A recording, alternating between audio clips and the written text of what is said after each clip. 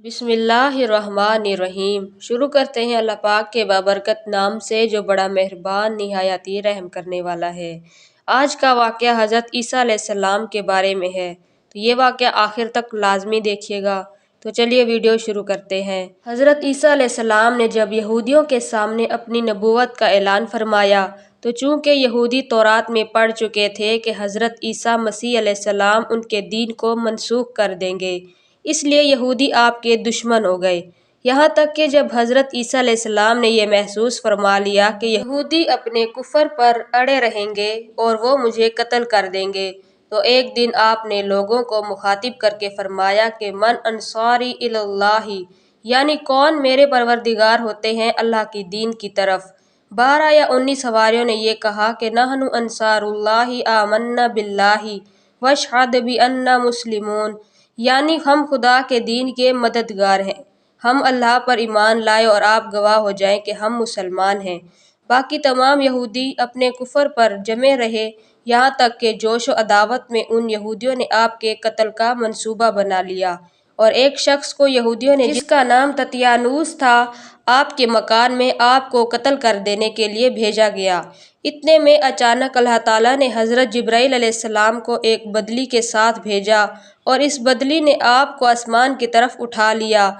आपकी वालदा जोश मोहब्बत में आपके साथ चिमट गईं। आपने फरमाया कि अम्मा जान, अब क़यामत के दिन आपकी और हमारी मुलाकात होगी, और बदली ने आपको आसमान पर पहुंचा दिया।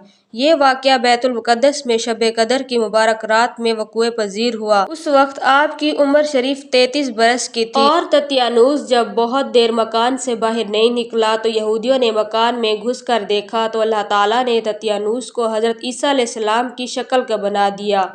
यहूदियों ने ततियानूस को हज़रत ईसा अलैहिस्सलाम समझ कर कत्ल कर दिया।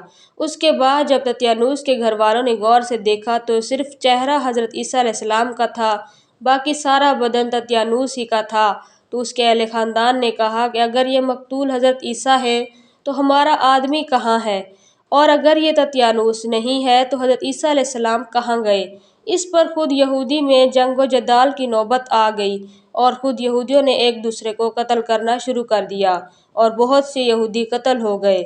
अल्लाह पाक ने कुरान मजीद में इस वाक़े का इस तरह बयान फरमाया है, जिन आयात का तर्जुमा ये है, और काफिरों ने मुकर किया और अल्लाह ने उनको हलाक किया, खुफिया तदबीर फरमाई, और अल्लाह सबसे बेहतर छुपी तदबीर वाला है। याद करो जब अल्लाह ने फरमाया, ए ईसा, मैं तुझे पूरी उम्र और तेरे पैरवों को क़यामत तक तेरे मुनकरों पर गलबा दूंगा, फिर तुम सब मेरी तरफ पलट कर आओगे, मैं तुम में फैसला फरमा दूंगा जिस बात में झगड़ते हो।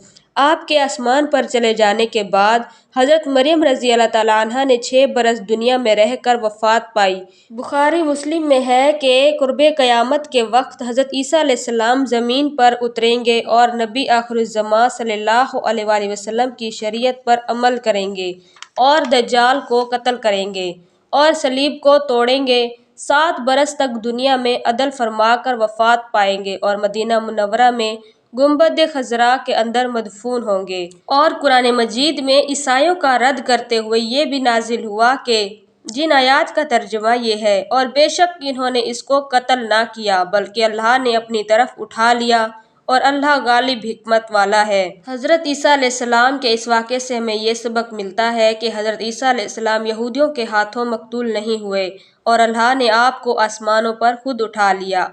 जो कि यह अकीदा रखे कि हज़रत ईसा अलैहिस्सलाम कत्ल हो गए और सूली पर चढ़ाए गए, जैसा कि नसारा का अकीदा है, तो वो शख्स काफिर है, क्योंकि कुरान मजीद में साफ साफ मज़कूर है हज़रत ईसा अलैहिस्सलाम ना मकतूल हुए ना सूली पर लटकाए गए।